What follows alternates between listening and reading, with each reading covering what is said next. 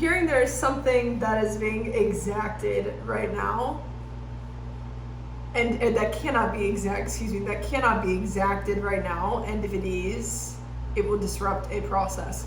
So it is if someone is trying to exact something, or you might be trying to see something, pinpoint something precisely, separate things into categories, or trying to wrap your mind around something. It's like a process of exacting something as some kind of balance. Something cannot be exacted at the moment. And so the challenge here is, it's almost as if someone is trying to escape death. We have mortification on the board, the void and reverse,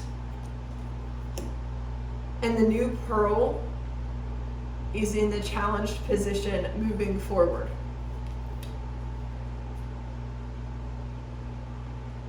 I asked for clarification about the void being in reverse, and I got the 9 of Cups in reverse, face down. So there is someone who is dissatisfied with what they have manifested.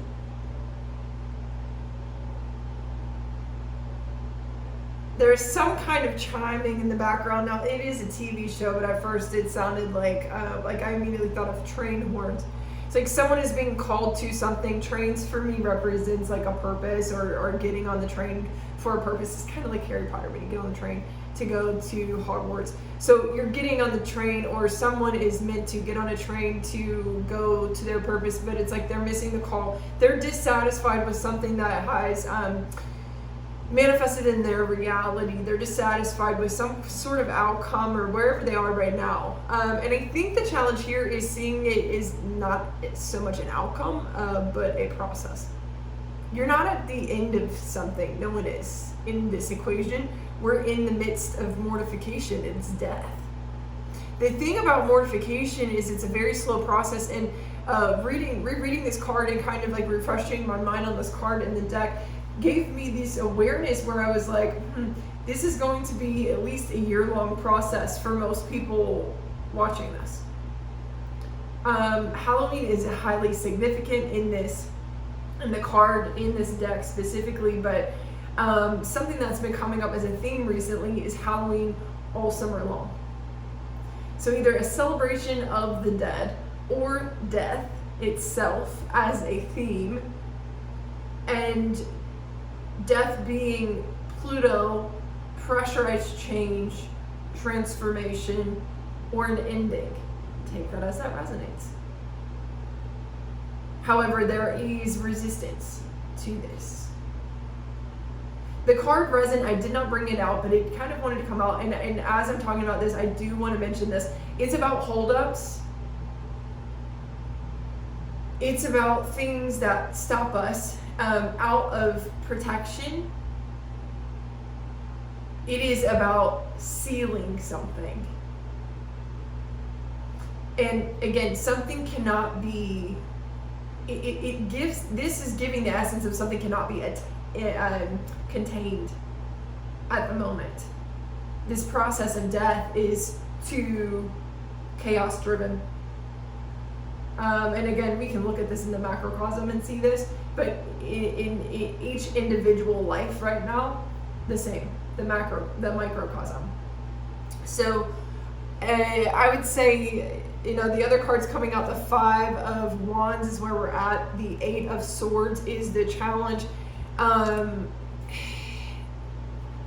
Let's talk about the 5 of Wands first. Where we are in the moment here with this mortification, fighting it. There's a lot of challenge present, butting of heads, and again, this is the desire to exact something that cannot be exacted, right? But also in this card, it says returns those who have run away. It gives me the sense that there is something that we have been running from, some sort of truth that must be faced in order to move through this. Now, of course, not everyone is going to flow with the universe. Quite frankly, you could go your whole life flowing against it, fighting it, fighting yourself. There's a level of impatience here and friction in the world in general that I think we can all attest to in whatever way. And quite frankly, it feels like for some of you guys, this is a friction that works against whatever flow you are trying to step into. In the collective, I speak to this Nine of Cups in reverse collective person energy is not something that is in your reality, but you sense it. So it would be an external cause. It would be an external energy trying to exact something with you that cannot be exacted, or against you that cannot be exacted. It's someone who's trying to stop a process that you're in the midst of. It's that kind of block. And for some, it's interesting because I don't get. I'm hearing, let me level with you. I don't get that this is an angry thing. I don't get that it's a malintent. I get the sense that someone is just ignorant to how they're affecting someone else. In some extent, maybe they're selfish, maybe they're prideful, whatever. But essentially, they're unaware of the harm they cause. So, all in all, which is interesting because I was reading something before I started recording this, and I did get the sense that I kind of wanted to speak on this, and then I didn't because I was like, oh, it's neither here nor there. This sense of talking about why people do the things they do doesn't change the fact that they're doing them. So the more that you focus on the fact that they're doing them is only feeding the power behind their motives, their intentions, and their moves, right? So why even discuss that they're doing it? Well, for one, in this reading, it's to let you know that you're not crazy, that this is going on. But I do feel like ethically, I must mention that you don't need to worry about it. In fact, if you do, it's only going to feed the power against you, right? So you want to focus on continuing to come back to yourself. That void energy, the void in reverse, gives me the sense that it being in reverse is actually a good thing for you, because getting lost in that void can have you losing your own footing. So it does give me the sense that the collective is somewhat trying to find their footing or be one step into the physical while they're somewhat in the ether, while they're somewhat in the unseen, exploring new concepts, new ideas, new connections, and new ways of working in the physical, but it's still relating it back to the physical right now. So this feels like an ongoing process that we're going to see over the next year or so in order to access this, the new pearl. Okay. Now, the thing about the new pearl is it ends with this line about the ocean and water. And the Eight of Swords here, as the challenge card, also speaks on water. Kills by drowning. This is a demon deck. Kills by drowning and can sink ships. Controls the seas and the winds. Will spare any life by request.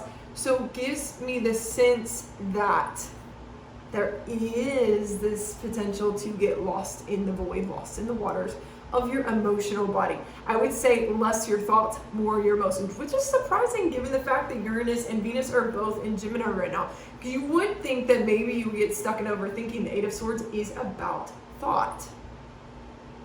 But Aquarius, where Pluto is the most water-driven air sign. So essentially, let's bring this all back to Pluto, back to death, back to mortification. And remember that no matter where you're going or what you're doing, it is about your emotional body. Your emotions drive your thoughts right now, more than your thoughts driving your emotions. And I think when you see that, you'll be less inclined to battle this Five of Wands, to battle this unseen force, to battle any challenger, knowing that the challenger essentially is fighting from some kind of moot point. Because this process of mortification can't be stopped. It can only be aggravated, frustrated. Even as I say that, I feel the sense of fluster coming up into the eyes, around the heart, to the throat, to the eyes. So It's almost like it's not even in the physical plane at all. It's just affecting how you feel, how you express, and how you access your truth, and how you see things, how you perceive things. That's the only way that this challenger in the unseen can essentially affect you. Clear the energy out. Yeah. It's a projection energy. It is someone projecting, gaslighting, that kind of energy. So if you've ever dealt with gaslighting, if you've ever dealt with someone who's really good at manipulation and deceit, it's an energy that's in the air. You can never really see it on their face. Their words are so well primed, their voice so well primed, that you can't actually see it happening unless you can sense it, smell it, and it's like in the energy, right? It smells like glue. It's like a sticky energy that gets like stuck in the ether, and if you're not fully grounded in your truth, it can stick to you and shift your truth. That's how I think of projection energy. That's how I think of manipulators. It's actually really helped me when touching the unseen, when dealing with a lot of this type of energy that's coming in and out of my clients and in my own reality, right? As I read for them, or as I navigate my own reality. So it smells like glue. Whenever it comes up, it smells like glue, and it's something that just kind of like, it gets very sticky, gets stuck in it. It just finds a way to make itself known. But the thing about glue, it smells like Elmer's glue. It smells like a school children's glue. It's not strong, right? And that's how I see this energy in this reading. It feels like a child having a tantrum for just a moment. It's weak. It's not powerful. It's not strong. It's just huffy and puffy. So that's the type of energy it feels like is in the process of mortification, whether it likes it or whether it sees it or not. And that is the energy that is going to, quite frankly, going to be forced into some form of shifting, some form of change, whether it likes it, wants it, or not. Do you know what I'm saying? And this is probably going to take about a year. That energy's so loud in the throat. Give me a second to transmute this. I would say for most of you guys, moving forward, because we did just start a 3-month cycle, you will sense you would want to come back to this in October. You would want to come back to whatever notes you're taking, journal prompts, or whatever you've been working on, whatever you've been writing about, whatever you've been experiencing, come back to it in about in about 3 months, and then come back to it again in a year. But really, the next 3 months around October, then 9 to 12 months from then, expect a full cycle to complete. Now, this can make people anxious, is what I'm getting the sense of. We don't like to think of things so far in the future. But this is where the process of anchoring your truth comes in. That's what you're in right now. It is a process of building power, of creating that power in the ether, so that wherever you go, your power vibrates, right? That's what creates this magnification. That's what creates this attractive quality about your energy. So it's really important as you go through this. Yeah, you're going to get frustrated. Yeah, you're going to deal with this energy. Yeah, it's a transmutation thing, but you build power through that. You weave yourself into the world around you. As you do that, you build your truth up in the ethers as you do that. So the more that this energy comes in, it's almost an indication that truth is strong. The spirits are snapping when I say that. So lots of power in the unseen, and lots of guides in the unseen that want to help you with this process. Again, mortification, death, lots of spirits, lots of guides. Remember that, lots of ancestors. Remember that. So while you may be battling the unseen is also there to help you as well. While you may be battling the process of death, it is death that is helping you as well. Paradox, Gemini. So, don't let your emotions get the best of you. Remember that your emotions drive your thoughts more than your thoughts drive your emotions, at least at this time. And while death seems ominous, it is also how we create fertile soil. So remember the ability and the quality of the earth that you are building through this process that is going to create foundation, harvest, and future growth, expansion. So it's extremely powerful that what you're in right now, and this pearl is like the beautiful thing that you're chasing. You might not fully have it at the moment in tangible form, but keep your eye on the prize and don't chase it. Just know that it is there, coming into fruition. It is forming in the ether as you go through this process of death. No matter what comes in and out of your energy of the ether around you, it is simply within you to control it, to transmute it. It is just a sensation, emotion, energy and motion.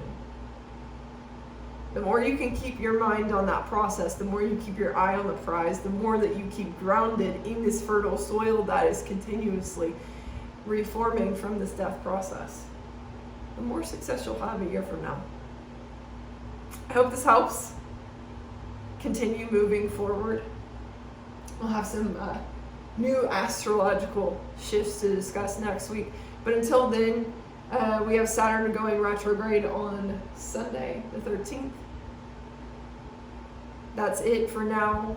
We'll discuss more coming next week. Take care.